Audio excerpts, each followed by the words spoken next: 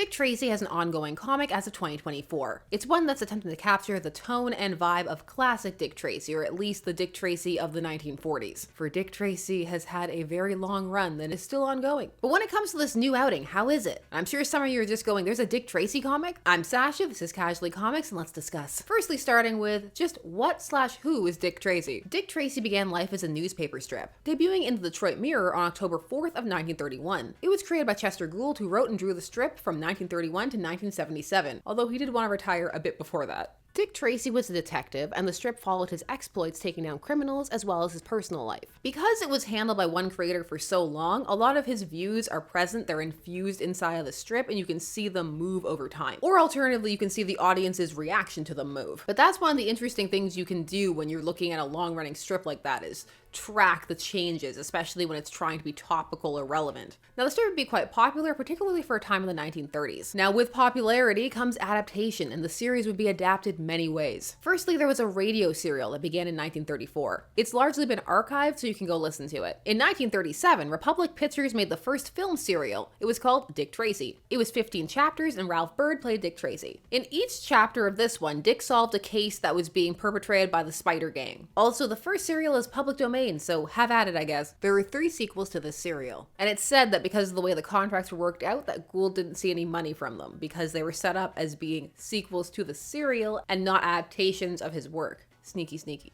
Dick Tracy would get his first feature film in 1945, produced by RKO Radio Pictures, again called Dick Tracy. This time Morgan Conway played the main character, and that one was the first of 4 films in the 1940s, and after the first 2, Ralph Byrd would be back as Tracy. Now, when it comes to the film world, many may be familiar with the 1990 Dick Tracy. That's one with Warren Beatty as the main character. But in between those 1940s films and the 1990s, there were more adaptations in the realm of television. There was a TV show that ran from 1950 to 1951, and once more, Ralph Byrd was back playing the main character. And because of the year that show is coming out, it means they're using the current sidekick at the time from the newspaper strip, which is Sam Ketchum, which is a name I cannot say without thinking about the Pokemon theme. In 1961, there was an animated series that aired in syndication. There was a failed television pilot in 1967. In 1971, there were mini episodes on Archie's TV Funnies. And those are the main things, outside of some small appearances here and there, such as there's a kind of crossover episode thing with Mr. Magoo. There's some television spots discussing the character. But all of this is to say that Dick Tracy has long been part of the cultural landscape. So there are some who are just going to be familiar with him. While at the same time, because he's not so much in the mainstream anymore, there are some who may have assumed that he fell by the wayside. But in actuality, Dick is still being published strip style, though there is also a web component to it. Time of recording, the writer is Mike Curtis and has been since 2011. And as of 2024, the art has been handled by Charles Ettinger. But with all that said, what about the comics? Dick Tracy entered the comic world in 1936, and Dell Comics' Popular Comics. That was the name of the comic, Popular Comics. And inside of it, they ran Dick Tracy, and they were reprints from the newspapers. And it remained like that for 21 issues of Popular Comics. Now, Dick Tracy bounced around a bit in terms of where he was reprinted. In 1937, there was the Dick Tracy feature book from David McKay Publications. That was also the first solo Dick Tracy reprint book. He also made some other appearances through Dell, like in Super Comics. But it was in 1948 that he got his first solo monthly series that was ongoing, continuous. And it was called Dick Tracy Monthly. It ended up running for 145 issues, with the first 24 being published by Dell Comics and the rest by Harvey Comics. And as mentioned, for the most part, these were reprints, but the last few issues when Dell was publishing it, there were some original stories. These strips would occasionally find themselves edited because one of the critiques the Dick Tracy strip would face at times was that it was too violent. The words ghoulish or grisly were thrown around. Now, 1986 saw another reprint endeavor, this time through Blackthorn Publishing. And in the 1990s, with the film coming out, Disney would do its own tie-in comic set in the film continuity that would lead up to the events of the film and then adapt it. So those ones are a little bit different because they're taking place inside of that continuity, and there are some changes in the source material, the lore, when it comes to the film. A good example of this is Breathless. There's just a different backstory and energy to the 1990 movie Breathless versus the strip Breathless. But when it comes to original Dick Tracy comic content, that comes later. IDW took a stab at it, this through some miniseries. In 2018, there was Dick Tracy Dead or Alive, written by Mike and Lee Allred, with art by Rich Tomaso and Laura Allred. Then in 2019, there was Dick Tracy Forever, which has a synopsis which describes him as Sisyphus, but in terms of the punishment, not in terms of the lead up, because that would really change what analogy they're trying to make. Very different vibes if you take the entire story. That one was by Michael Avon Oeming and Taki Soma. So as of the late 2010s, when it came to comics, the trend started to be towards making new Dick Tracy stories. And the Mad Cave outing is continuing with that. So what does that look like and how are they? The Mad Cave Dick Tracy series is written by Alex Segura and Mike Morisi, with art by Geraldo Borges and Mark Engelhart on colors. This book also has a creative consultant in Chantal M. Osman. Like most Dick Tracy stories, pretty much all, it is a crime adventure story. Dick Tracy is the police detective, starting off as plainclothes, but eventually getting his iconic yellow trench coat and hat.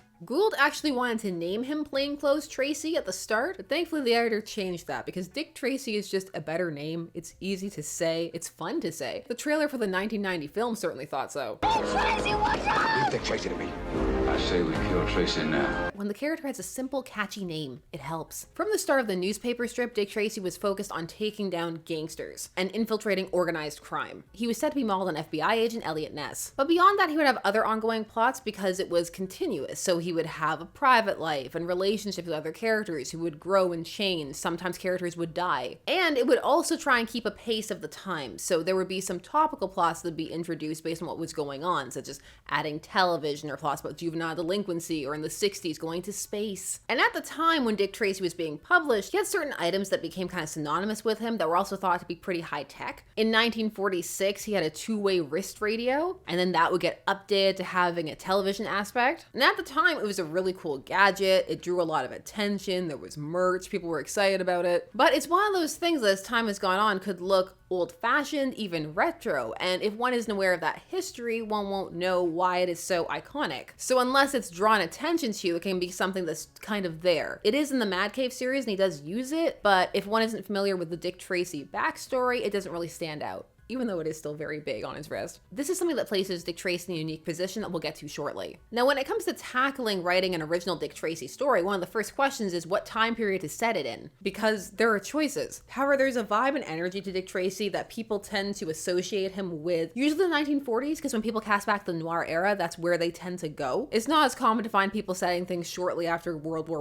I or in the Great Depression. People tend to go more towards World War II. And that's exactly where the Mad Cave series goes, setting the series in 1947 in the post-World War II era. The main plot of the first arcs, the first 5 issues, is Dick Tracy investigating the gangland murder of the city alderman Emil Trueheart. It's a bit of a redux on a classic Dick Tracy story from the 1930s. In fact, one of the first arcs involves Emil Trueheart being murdered. He's one of the earliest characters to appear in the strip, appearing first on October 12th in 1931. In that, he worked at the delicatessen though. So while there are classic characters used, sometimes they're changed in terms of what they do or their positioning. The story frame is fairly standard and allows for the reader to be introduced to the main trio of characters, those being Dick Tracy, Tess Trueheart, and Pat Patton, as well as many of the gangsters. Those are taken from different eras of Dick Tracy, but largely around the 1930s, 40s, and 50s. Patton and Tess are also classic characters who also both debuted in 1931. Pat was Dick's first partner, and Tess was his fiancée/girlfriend and eventually wife. Sometimes they were on and off. As mentioned, since the strip was ongoing, characters would evolve over time. Now, when it comes to Dick Tracy, one of his traits is that he's meant to be just an incredibly good detective, naturally. He's good at undercover work, he can think things through very quickly. So a lot of the traits he's embodying have now become standards, almost tropes. And that takes us back to one of the things that puts Dick Tracy in a bit of a unique position. And that's that in 2024, a lot of the tropes and types of plots that he would have been part of pioneering in the 30s are now much more commonplace. And so now Dick Tracy has to fight to stand out in a genre and space that he helped cement. In these stories, Dick is still very much a hotshot detective. He's established already though. He's slightly less rough than he could be at points, and he has a healthy dose of PTSD. They're paralleling the World War with his war on crime. He also does a bit of a mind palace thing on occasion. He can really get into the headspace and put himself in the location and visualize the entire thing. Now, investigating the murder of Emil Trueheart was one of the first things that he did in 1931. It's in the story where Emil dies that he's actually hired on to be a plainclothes detective. In this comic, it's this murder that brings him together with Tess. He's not already with her. And she now has the job of an investigative reporter. This actually makes her feel far more derivative than she was initially. She's had many jobs over the years. She's worked at the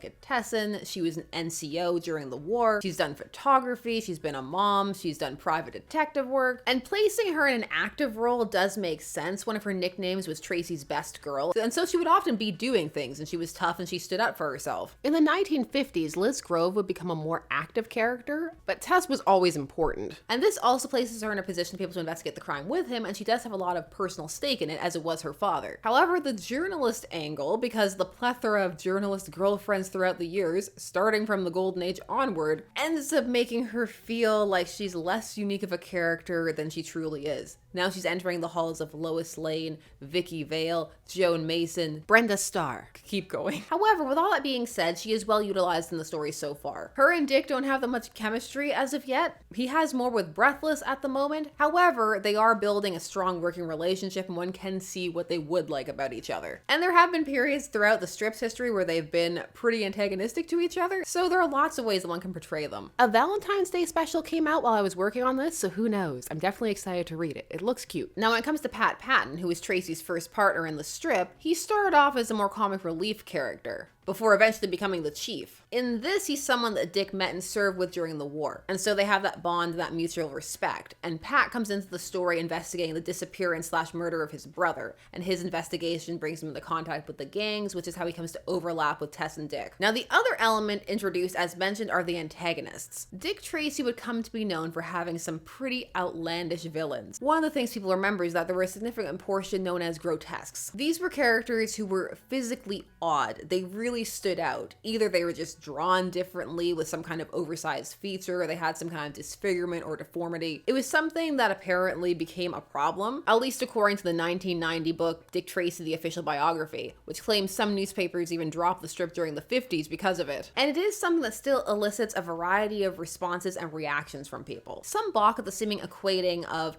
physical deformities, disabilities, or just being less than pristine level attractive, and that being associated with being evil or bad, feeling that that conforms to negative stereotypes. While for others, the really eccentric and peculiar at times character design is part of what makes Dick Tracy stand out, especially over time. It's one of the things that people remember about it. There's just a unique look to them that for some crosses the line into being almost cartoonish, and so makes it fun. So there are different ways to look at it. I'd love to hear what you think of the grotesques. Now, the way the villains are depicted in the Mad Cave version is that they're aiming for a kind of bit of a fusion, a more realistic take on why they look a bit more outlandish. So when you see people like Flat Top and Mumbles and Shoulders, they all have vestiges of those exaggerated features, but they also look a bit more like real people and a less like comic book strip characters. Miles is gonna vary on how that lands for everyone, and on certain characters it's more smooth than others. For example, Flat Top and the way they've done his hair, that feels a bit more seamless and is making his head very, very flat. It still conveys what it's trying to. However, when you have Lips Manless, I love their names, one really has to look to see that, yes, indeed, the lips are a tiny bit bigger. It makes the character a bit less distinct against some of the other gangsters, like Big Boy. So then one has to rely a bit more on some of the other things, like the clothing and the like, whereas before there was quite the obvious visual distinction constantly. And sometimes it's just different. Pruneface looks like an entirely different character. The decision for how they made his scarring makes sense in terms of the fact that it looks a bit more like scarring while still also looking like a prune. It's just so different from the original look. I didn't even recognize him at first. This is one where personally I'm not sure how I feel about it. What do you think? Later on they also give a "do you want to know how he got these scars" backstory, and the way they describe it, it doesn't seem like that would have yielded the type of scarring that they drew, because they talk about firebombs and burns. I spent way longer thinking about Pruneface's character design than I was probably meant to. Now, as for the story itself, it follows beats that if one is a fan of noir or crime/pulp fare, they'll be very familiar with. In terms of who's corrupt and on the take, if one knows the beats of the genre, it's going to be very easy to determine which character is which and how it's going to play out. As a result, the character work and atmosphere and the art need to do a bit more of the heavy lifting, and miles is going to vary on whether they do that for people or not. If you're a fan of Dick Tracy, it's really fun to see these characters reappear and see how they're being utilized, because there's a lot of different people in play. For those who are new to Dick Tracy, it does get the base concept across, although if one is looking for something that feels authentically of the 1940s, in terms of how the characters speak and their mannerisms and their worldviews, this isn't really supplying that. This is more the general vibe and impression that people have of the era, rather than truly feeling of it. It's a bit more the aesthetic than a true embodiment. And now, while of course, whenever anything anything is attempting to cast back to an era, it will be different because this is a different era. Some things get closer than others. Also, as mentioned, some of the tropes may be very familiar to the point of maybe coming across as a bit generic. Tropes being familiar does not inherently have to be a bad thing, then it just comes down to how they're executed. Is it enjoyable? Is it well done? Or does it manage to kind of update it in a fun way somehow? One of the interesting factors about this is that while the book itself is very violent,